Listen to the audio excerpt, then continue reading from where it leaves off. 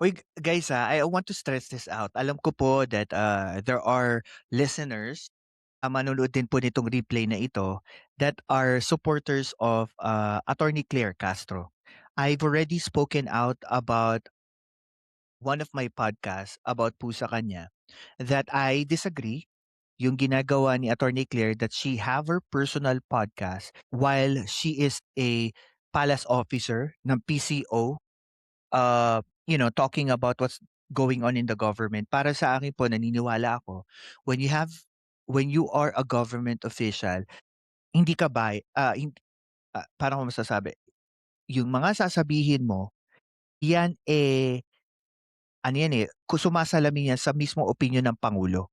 And I feel that when Attorney Claire have her vlogs, personal vlog niya, what my mind is telling me na yung mga sinasabi niya, ito man ay lagi yung sinasabi, it's her personal vlog. Sumasalamin kasi sa akin bilang isang taxpayer na sinasahuran kita bilang isang government official, naniniwala ako sa mga bina-vlog. Kaso parang hindi natin nadi-distinguish yung ano yung trabaho ng isang government official versus sa isang personal vlogger. Kasi siyempre there is a delineation of your personal job versus you being a vlogger. Hindi ko alam kung monetize yung channel niya or hindi. Pero I'm just stating the fact na that would be unfair kasi may mga situation na kailangan sinasagot lang sa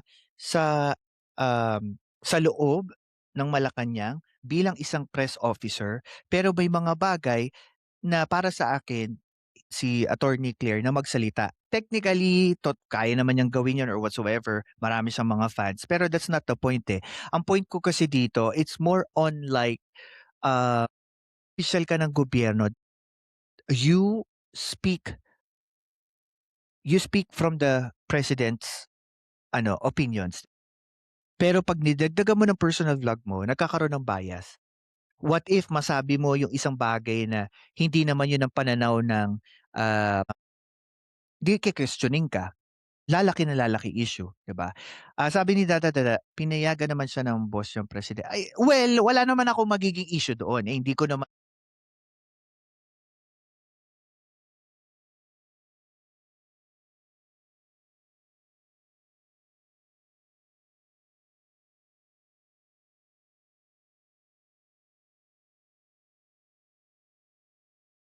dapat 'di mo na siya magkaroon ng personal vlog. Yun lang naman ang akin. Paano si Tulfo?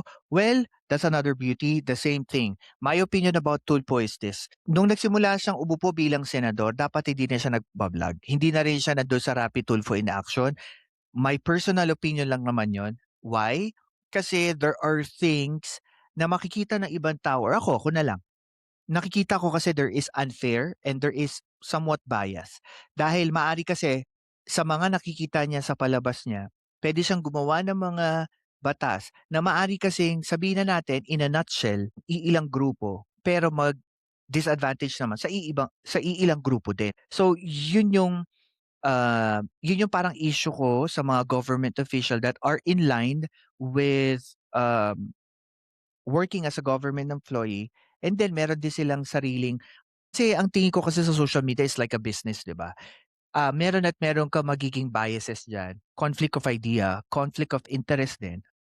And I think na basta pagka na-connect ka sa pagiging government official, dapat you you try to avoid having your personal thoughts or having your personal social media account published kasi that will create more questions on your credibility. Yun lang ang opinyon ko diyan.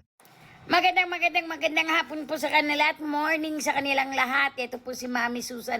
Nagpapasalamat po ako sa binigay ng oportunidad ni Pelcas na ako'y kanyang ma-interview, and I would like to invite everyone na mag-subscribe po sa kanyang channel, Pelcas. Okay? Maraming pong salamat. Thank you.